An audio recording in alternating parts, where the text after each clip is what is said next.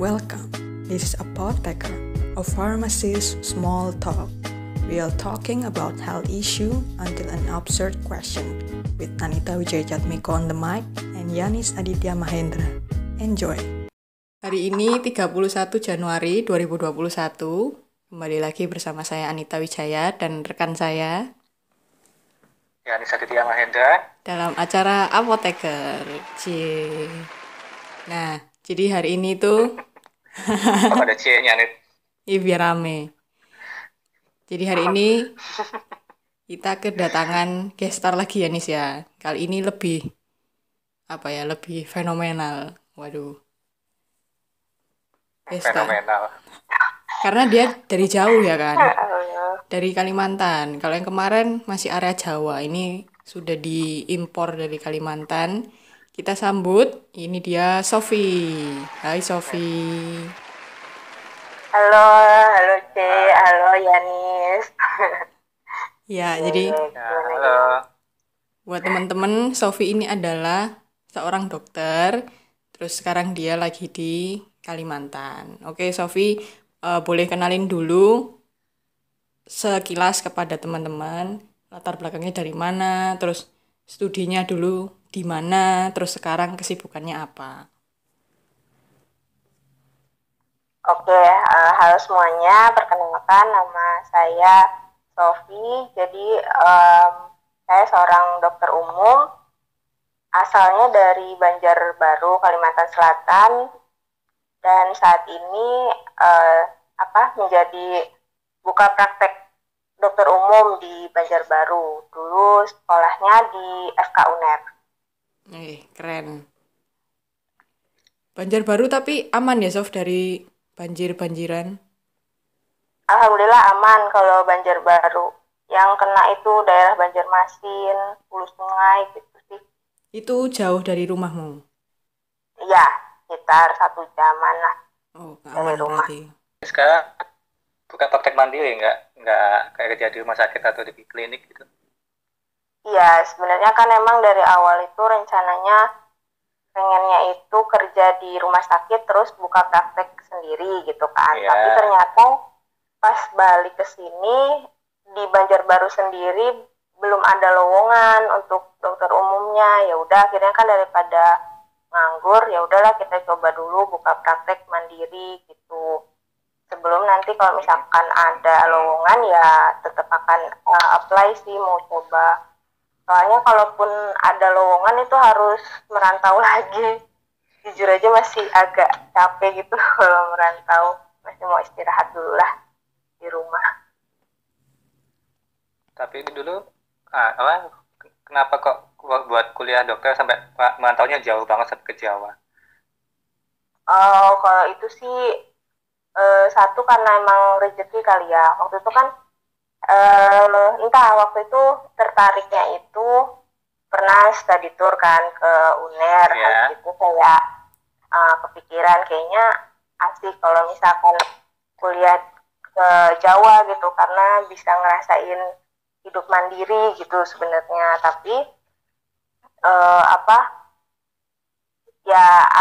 pas pada akhirnya milih itu ya alhamdulillahnya keterima di situ gitu sih sebenarnya, sesimpel itu. Gak ada yang alasan khusus lainnya. Gak ada yang istimewa gitu ya? Iya, gitu aja. Cuma kamu nih yang istimewa. Gitu. Rezekinya di situ. Iya. Terus kita kembali ke awal dulu waktu mau masuk ke FK ya. Kenapa dulu kok mutusin milih ke FK gitu? Oke, jadi waktu SMA itu alasan utamanya ingin menghindari pelajaran matematika sama fisika. Yang beneran nggak bisa sama sekali kan. Terus habis itu diajakin tuh lomba olimpiade biologi dan ternyata tuh kayaknya bisa nih gitu. Waktu itu alhamdulillah kan dapat juara lah gitu kan, terus kayak kayaknya di sini gitu sukanya gitu. Biologi. Ya udah di biologi itu akhirnya ya udah pengen ke FK gara-gara itu sih gitu. Dan emang cita-cita dari kecil juga gitu. Lombanya di UNER bukan? lombanya nggak waktu itu di Unlam di Lambung Mangkurat, Kalimantan Di Selatan. Kalimantan. Di sini. Tapi keren ya, dia apa? Sofi nggak suka fisika tapi sama emat tapi melencengnya ke dokter gitu. Kalau orang lain mungkin kepikirannya apa gitu jadi apa guru apa atau masak gitu. Kalau Lo dulu pilihannya Kepikirannya itu masak. pilihanku itu dulu dokter sama biologi. Jadi kalau nggak masuk, pokoknya kayak, tapi ternyata kan kalau MIPA biologi masih ketemu kan sama matematika, fisika kalau nggak salah Iya. teman cerita kayak gitu. Makanya kayak, oh yaudah untung aja nggak jadi masuk biologi gitu. tapi di FK ada matematika dasar toh, fisika dasar pasti ketemu loh. Enggak ada. Oh, nggak Ada di pelajaran statistik. Ini apa sih? Kan di IKM, ilmu kesehatan masyarakat, itu ada penelitian, otomatis kan ada pelajaran statistik. Paling di situ aja hitung-hitungannya.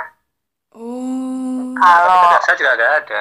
nggak ada matematika dasar, fisika dasar nggak ada. enak ya. Farmasi dulu masih ada itu 2 matkul itu. Berbeda dengan kita nih. Iya, Oh iya. Nggak ada sih. Kalau kuliah kedokteran Ya, itu, untung aja. kalau kuliah kedokteran itu gimana sih? Kurikulumnya gimana? Terus lama studinya itu berapa lama? Coba bisa diceritakan. Oke, kalau zamanku mungkin ini udah beda kalau nggak salah sih. Pas aku itu kurikulumnya jadi kayak anatomi, histologi, terus faal itu tersendiri. Kayak contoh anatomi itu 1 semester gitu ya. Terus nanti sama faal juga gitu 1 semester, atau biokim. Nah, terus habis itu studinya itu selama 3,5 tahun. Itu untuk S1-nya. Terus untuk profesinya itu 2 tahun. Atau disebut koas gitu. Nah, aku nggak tahu sih sebenarnya pastinya gimana. Kalau nggak salah, perbedaannya sama yang sekarang itu kayak udah per sistem gitu loh. Jadi kayak sistem respirasi gitu. Nah, nanti dibahas mulai dari fisiologinya, terus patologinya gimana, penyakitnya apa, terapinya apa gitu. Bedanya kalau kurang lebih di situ kalau nggak salah. Dulu 1 semester cuma anatomi doang gitu. Atau Enggak, 1 semester itu ada beberapa, kayak semester 2 ya ambillah. Itu ada anatomi, ada histologi, terus apa lagi ya? Ada beberapa lah pokoknya, lupa pastinya apa. Terus nanti semester 3 lagi ada biokim, ada faal gitu-gitu. Berarti untuk pelajaran. Berarti untuk seseorang bisa jadi dapat gelar dokter itu 3,5 tahun itu kalau cepet kan ya, atau ya 3,5 tahun terus tambah profesi 2 tahun, berarti total 5,5 tahun itu baru dapat gelar dokter umum, bener ya Sofia? Ya. Terus berarti ya cukup lama ya, kita farmasi 5 tahun, beda 0,5 tahun sih ya. Beda 0,5 tahun. Iya, kurang lebih sama lah. Kalau model studinya di FK itu kayak gimana? Lebih banyak ke praktikum atau teori? Aku rasa 50-50. Kayak teori dulu dibarengi sama praktikum. Gitu. Kayak anatomi kan otomatis teori. Terus juga setelah itu kan praktek kan kayak gitu. Sama histologi juga lihat-lihat apa tuh namanya preparat gitu. Jadi aku rasa sih setengah-setengah ya, 50%. Iya, nggak bisa ditinggal salah satu juga soalnya ya. Iya, harus berjalan dua-duanya. Sulit kalau Terus dulu tuh gimana sih rasanya kuliah kedokteran itu kan pasti banyak magang, praktikum-praktikum yang koas aja bisa sampai shift malam-malam juga itu sempat main gak sih? Iya. Pertanyaannya malah kemain. Itu sebenarnya balik ke pilihan masing-masing sih. Kalau misalkan ditanya masih bisa main, sebenarnya masih bisa. Cuma kalau misalkan koas ya emang udah agak sulit ya, soalnya yaitu lebih memilih istirahat daripada jalan-jalan gitu kan. Kalau misalkan hidup udah capek. Cuma waktu masih S1-nya itu masih bisa jalan, ya biasalah kalaupun tugas juga nggak terlalu berat-berat banget gitu kan, masih lebih nyantai gitu ya. Ya lebih banyak nyantainya masih gitu. Kamu kok tertawa nih? Dulu kan enggak, pertanyaan kita kok malah ke mainnya. Sosialisasi. Masa no lab. Dulu kok ada ya sampai shift malam-malam gitu juga ya? Iya. Iya, jadi pasti ada jaga malam. Jadi tuh hitungannya nanti pagi itu ada misalkan morning report gitu ya. Belum bisa pulang jadinya biarpun udah jaga malam sampai pagi masih belum bisa pulang, lanjut lagi dapat kuliah gitu, nanti siang baru bisa pulang. Jadi tidurnya pas pulang siang itu. Gila. Iya, kayak aku juga sekarang mikir kok bisa gitu.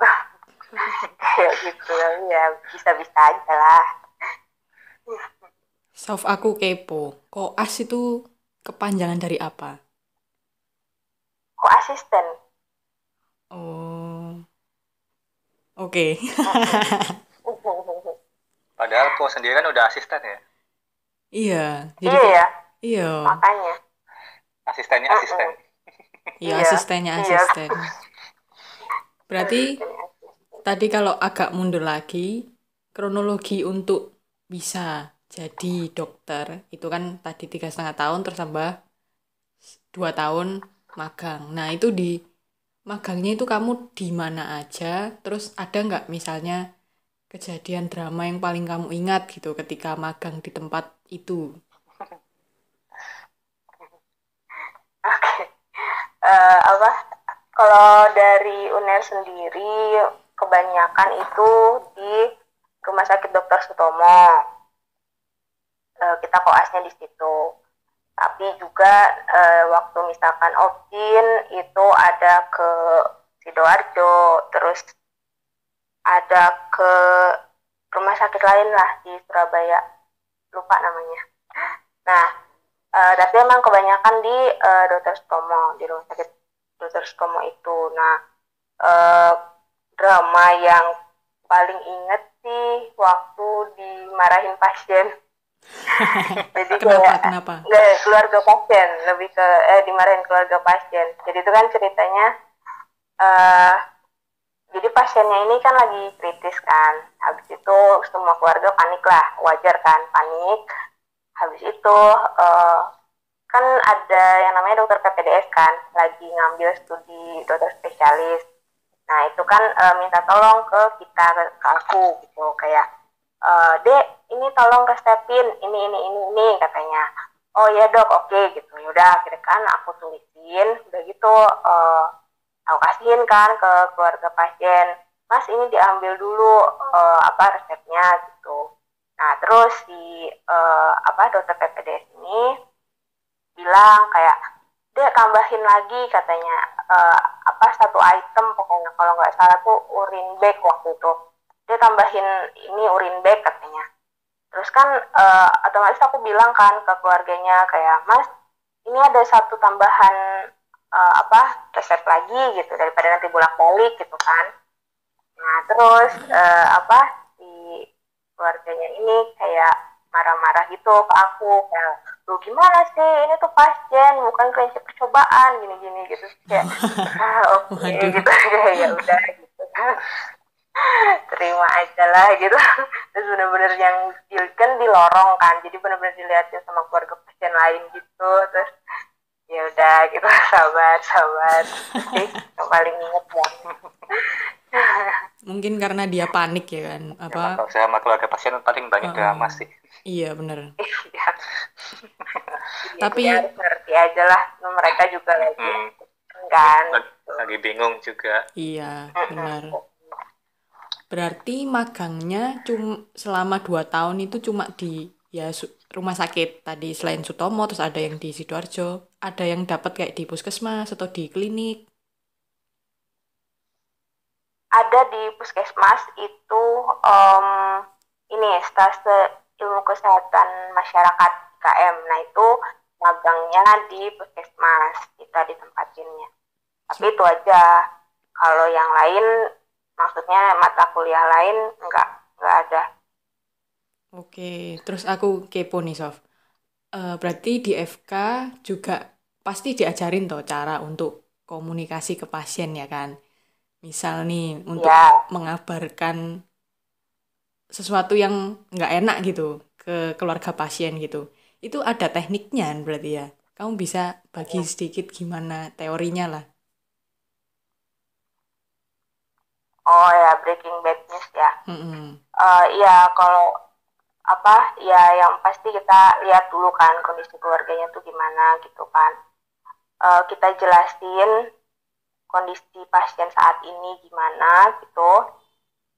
Terus setelah itu nanti apa namanya itu kemungkinan kedepannya tuh gimana, tuh seharusnya sih dibilang ke keluarganya, tapi memang harus dengan kata-kata yang diolah sedemikian rupa gitu loh, biar nggak mereka tuh shock ataupun apa, tapi juga jangan ngasih harapan palsu, misalkan kayak ini bisa sembuh ataupun apa gitu, sedangkan kenyataannya udah di end stage gitu misalkan. Nah, jadi harus dibilang apa adanya sesuai dengan teori yang udah dipelajari gitu.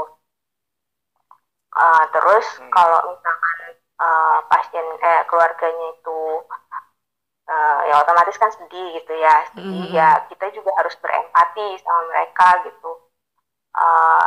Ya gitu sih, harus berempati aja, maksudnya jangan jadi misalkan ketawa di depan keluarga pasien yang lagi sedih atau gimana, itu kan satu hal yang gak ada empatinya gitu kan. Intinya sih poinnya itu di komunikasi aja. Biasanya sih ada ini waktu itu aku pernah itu kayak maksa gitu kan keluarganya, enggak saya pokoknya bapak saya harus sembuh, sedangkan kondisinya waktu itu udah kondisi stroke perdarahan yang udah koma gitu, dan emang udah kondisinya sih udah buruk banget gitu kan. Jadi ya udah sulit lah gitu untuk disembuhkan, biarpun ya kita kan nggak tahu kok, itu kan yang menentukan hidup mati Tuhan gitu kan ya. Benar-benar. Cuma ya secara keilmuan kita ya itu udah jelek banget kondisinya gitu, jadi ya kita bilang apa adanya gitu. Yang bisa dilakuin ya berdoa gitu, paling gitu sih. Iya sih, tapi emang kalau orang menerima kabar buruk kan dia pasti pertama respon manusia kan pasti denial kan, berarti kan kayak apa ya udah wajar denial dulu, nanti lama-lama dia pasti bisa menerima. Susah ya. Nah ya kan, ya benar, iya tahapannya kan memang seperti itu kan. Iya. Iya, kalau dulu zaman kuliah ingat nggak kuliah yang paling sulit itu apa gitu, yang sampai ngulang nilainya tetap gitu. Yang kok malah curhat ya? Ini anatomi sih yang paling ingat, tapi yang kan dibagi 3 ya. Nah, anatomi yang ketiga itu yang tentang saraf, terus otak gitu kan, itu agak ribet ya. Dan waktu itu ketiga tuh, jadi aku tipe orang yang kalau awal-awal masih semangat, terus di akhir-akhir tuh kayak udah males gitu. Nah, yang anatomi ketiga itu kan terakhir, jadi otomatis kayak aduh udah capek gitu. Terus habis itu ya beneran anjlok nilainya, jadi harus ujian perbaikan. Dan beruntungnya pas ujian perbaikan itu bisa bisa dan ternyata pas ujian tulisnya itu pertanyaannya sama, jadi kayak apa ya, rezeki sih pas Itu itu. rezeki. Iya. udah udah dicari tahu jawabannya duluan untungnya. Iya, makanya rezekinya di situ. Tadi kan Sofi cerita kalau misalnya yang paling susah itu anatomi. Terus Iya, anatomi berarti kan ada teori sama praktek kan. Prakteknya berarti kamu apa buka kadaver gitu. iya, iya, buka kadaver. Itu Berapa? beneran dilihat misalnya anatominya lagi belajar otak nih kayak tadi. Kenapa sih? Kalau tadi kan misalnya anatominya lagi bab otak gitu, bab saraf. Itu beneran dibuka berarti otaknya. Iya, diambil organ otaknya, ya dipelajari bagian-bagiannya. Apa yang Dibedah Tapi otaknya. biasa kalau nggak salah, kalau yang udah kan karena itu di dalam tengkorak ya. Jadi kalau nggak salah sudah dibukain, terus udah kita tinggal belajar, sudah diirisin juga gitu bagian-bagiannya.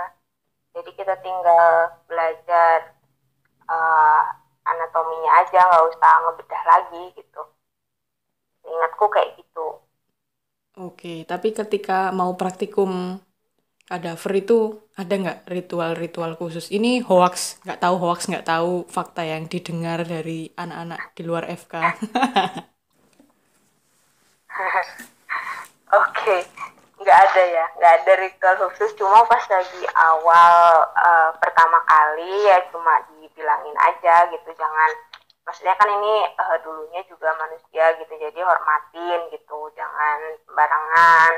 Terus ya udah lengkap peralatannya kan, harus pakai masker gitu-gitu ya. Udah gitu, ya udah tinggal praktikum aja, nggak ada yang ritual-ritual khusus. Kalau di UNER sih gitu. Oke, berarti terus kalau misalnya hari ini lagi anatomi jantung gitu, ambil jantung berarti hari itu. Iya, ambil jantung. Biasanya yang bedah itu otot, itu biasanya kita buka sendiri gitu. Terus Waduh, juga pernah waktu itu pencernaan kan, usus itu ambil sendiri juga gitu. gimana perasaanmu waktu kamu percobaan kadaver? Apalagi pertama kali gitu. Heeh. Kalau pertama kali ya deg-degan, nggak tahu kan gimana ya nanti gitu. Pas sudah keberapa kalinya, ya udah biasa aja, beneran nggak ada yang rasa apa-apa, normal-normal aja gitu. Oh gini, biasa udah aja terbiasa. gitu. Iya, udah terbiasa gitu. Iya. Terus ketika sekarang udah lulus dokter nih ya, kan pasti ada banyak pilihan-pilihan karir selanjutnya. Mungkin kayak S2 ilmu kedokteran dasar atau gimana, atau dan ada jalur spesialis gitu. Mungkin ada yang ada yang mending atau mana yang lebih penting gitu, ada gitu, perasaan gitu nggak sih? Iya, jadi Atau kalau sekarang misalkan ada planning ke sana? ya oke. Kalau dokter umum sendiri itu ilmunya itu luas gitu kan. Tapi dia tuh dangkal. Jadi kita kan harus tahu semua nih. Harus nentuin pasien ini kira-kira masuknya spesialis apa ya gitu kan. Nah, itu harus kita harus tahu gitu. Jadi kan luas tuh. Tapi ya cuma dangkal aja. Sedangkan kalau spesialis kan emang udah lebih sempit, tapi dia dalam gitu kan. Kayak misalkan bedah gitu ya, bisa sampai terapi pembedahannya gitu, sampai kayak gitu. Nah, jadi kalau ada rencana ke spesialis ada aja sebenarnya, cuma kan masih dipikirkan lagi gitu kan, masalah biayanya bagaimana gitu. Terus juga kalau spesialis kan emang nggak bisa dapat uang kan gitu, jadi harus dipikirkan matang-matang lah gitu. Terus juga gimana caranya gitu. Maksudnya ada mereka yang kayak ikut-ikut lomba gitu untuk bisa dapat nilai lebih lah gitu saat daftar. Atau juga ada yang magang, ada yang ke pelosok gitu. Jadi jadi klinisi dulu di daerah-daerah terpencil gitu. Itu kan juga menambah nilai plus gitu. Apalagi kalau orang tuanya bukan dokter gitu. Agak sulit jadinya gitu. Kalau S2 spesialis itu berapa lama soft durasinya? Beda-beda. Dari satu universitas juga beda sih. Ada yang 3 tahun, ada yang 5 tahun gitu. Tergantung. Bergantung sama spesialis apa yang diambil juga nggak? Misalnya penyakit dalam, oke. Iya, tergantung. Nah, Contoh, udah itu biasanya lama. Tapi ada juga yang nggak terlalu, misalkan antara UB sama UNER gitu ya. Kalau nggak salah itu ada yang lebih cepat gitu, juga ada dengan spesialis yang sama gitu. oke. Terus bener nggak kalau misalnya mindset dulu nih, aku juga pernah punya mindset seperti ini. Kalau jadi dokter itu masa depannya terjamin. Nanti pasti aku jadi orang kaya. Itu kira-kira gimana pendapatmu?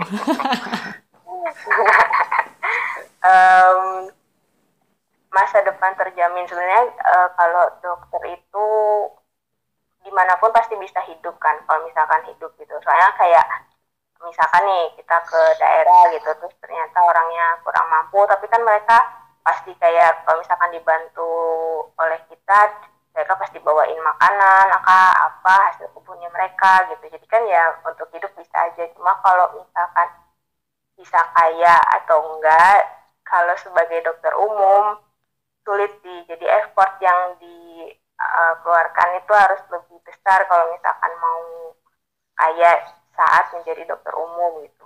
Kecuali mereka ada bisnis ya, beda lagi kan. Nah, soalnya gaji dokter umum sendiri itu sebenarnya nggak terlalu besar-besar amat sih gitu. Rekomendasi dari ID memang 12 juta, tapi pada kenyataannya tuh nggak sampai segitu. Bahkan cuma ada yang mulai kisarannya nih dari 4 juta sampai mungkin yang 7 juta ada kali ya. Ya gitulah, nggak sampai 2 digit gitu, nggak sampai. Nggak sampai sesuai rekomendasinya ID gitu. Nggak, jarang banget kecuali mau ke pelosok. Masih bisa kalau ini, kalau nggak salah juga sih itu. Masih bisa. Di apa sih maksudnya, di ujung-ujung Indonesia gitu loh. Di pelosok ya bukan ya? Iya. Terus dulu waktu zaman kuliah tuh gimana pergaulan anak-anak mahasiswa di FK itu kan, kalau mungkin orang luar dari FK kan lihatnya FK ini elit-elit, orang kaya, orang pintar-pintar semua gitu. Benar gak sih?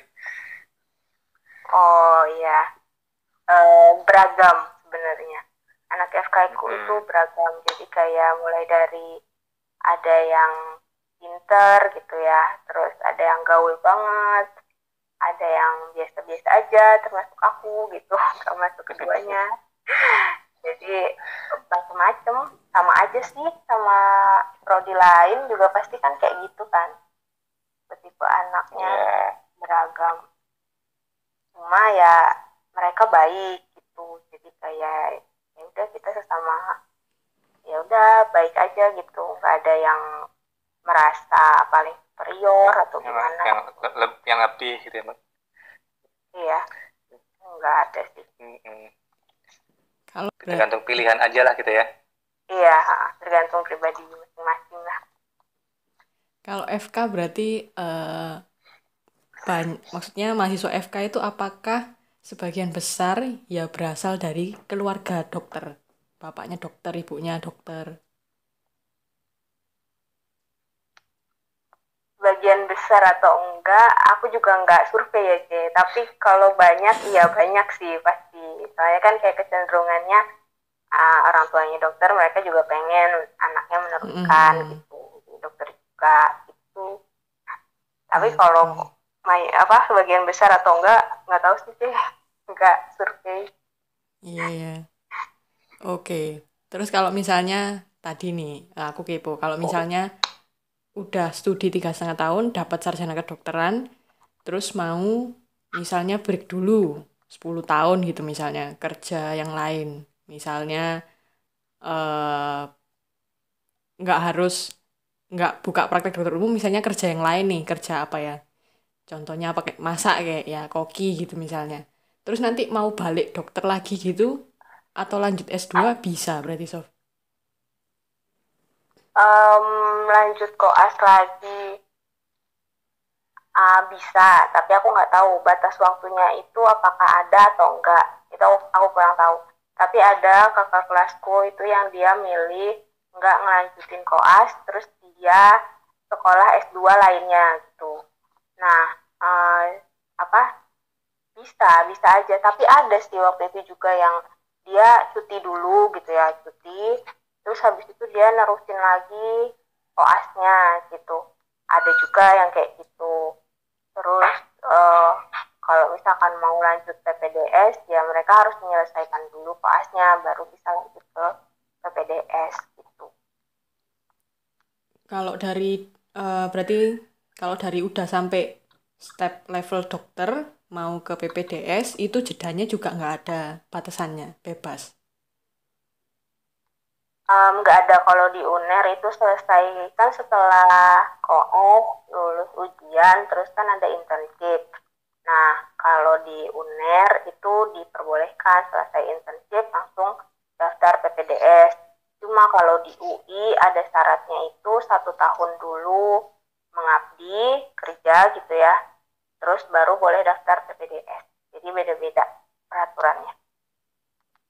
Oke. Tergantung kebijakan kampusnya ya. Iya. Gimana sih rasanya pas sudah tahu lulus dokter gitu? Apakah wow ternyata udah lulus gitu atau gimana? Ada perasaan bangga nggak sih? Yang pasti lega aja, kayak oh ya perjuangan 5,5 tahun akhirnya beres gitu, kayak ya udah akhirnya menjalani kehidupan nyata gitu, dunia kerja gitu kan.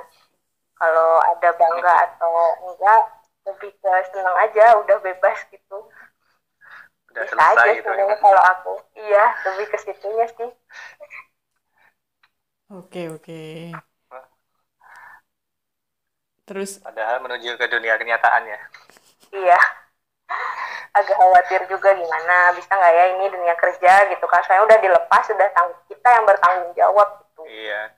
Oke. Terus kalau menurut Sofi, kalau misalnya ada anak SMA nih yang galau mau masuk jurusan apa nih, terus dia pengen masuk FK, anak tipe gimana sih yang cocok untuk jadi mahasiswa FK? Oh ya, jadi saranku ya sebenarnya gak masalah kalau punya cita-cita mau ke ke kedokteran, cuma harus dari sebaiknya harus dari keinginan sendiri gitu, bukan paksaan dari pihak manapun termasuk juga orang tua. Soalnya kalau misalkan bukan dari keinginan sendiri agak berat gitu menjalaninya, bisa cuma jadinya nggak enjoy gitu kan. Ada juga sih temanku beberapa yang karena paksaan orang tua akhirnya studinya tertunda gitu. Jadi tipe seperti apa ya yang mereka emang suka menghafal, terus yang suka pelajaran biologi gitu-gitu, terus juga memang keinginan dari dirinya sendiri itu sih, biar menjalaninya juga ya senang-senang aja gitu. Yang penting nggak ada perasaan terpaksa gitu kali ya. Iya, kalau misalkan tuntutan gitu kan kayak duh kok gini ya, berat banget gitu sekolah. Nggak enjoy gitu. Nah, nggak enjoy. Kalau keinginan sendiri kan kayak ya udah ini yang aku mau gitu, ya udah konsekuensinya kayak gini ya dijalanin gitu. Udah resiko pilihan gitu paling nggak ya di pikirannya dia gitu. Iya benar. Oke, ada pesan-pesan dari Sofi buat tadi ya pesan-pesannya buat anak-anak yang mau jadi atau yang lagi studi kedokteran nih. Kan sekarang lagi pandemi, mungkin mereka kuliahnya online. Iya, kedokteran kalau kuliah online gimana ya Iya. praktikumnya? Eh, Kalau kemarin itu kayak misalkan kemarin tuh ada yang kan ujian UKM PPD-nya ada namanya OSCE kan, Mm-mm. ujian praktikumnya itu ya. Kayak mereka pasiennya itu ya mereka ke keluarga kalau nggak salah itu Zoom, terus sama keluarga gitu periksa periksa dari rumah gitu sih. Oke. Ya saranku buat buat teman-teman yang lagi berjuang gitu ya di masa pandemi gini ya semangat pasti bisa dilalui, terus juga perbanyak aja lah, sekarang kan udah banyak misalkan dari internet atau dari apa gitu ya, perbanyak ilmu dari situ gitu, terus ya selamat berjuang lah, nanti kita doakan semoga cepat berlalu pandeminya, bisa balik lagi kayak dulu gitu. Ya, amin. Amin. Semoga bisa kembali seperti dulu lagi. Iya, kasihan juga kan. Iya. Yanis ada yang ingin ditambahkan atau pertanyaan yang ingin ditanyakan? Enggak, sudah cukup lah. Sudah cukup? Oke, jadi terima kasih buat teman-teman yang sudah mendengarkan. Thank you Sofi, thank you Yanis. Ya, Terima kasih kasih, Jay, Sofi. terima kasih Anis. Oke, see you ya. See you.